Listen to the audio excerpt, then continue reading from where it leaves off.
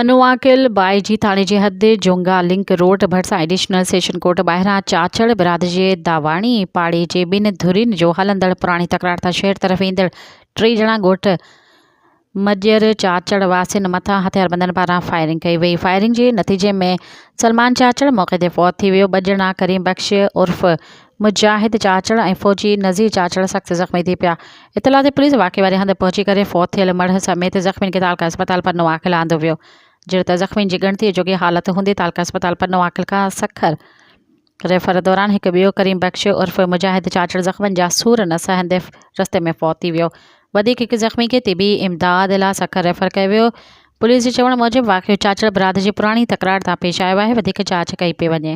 मज़ीद ख़बरनि ऐं तफ़सीलात लाइ विज़िट कयो असांजी वेबसाइट www.awamiNewsHD.com ऐं ॾिसंदा रहो अवामी न्यूज़ HD।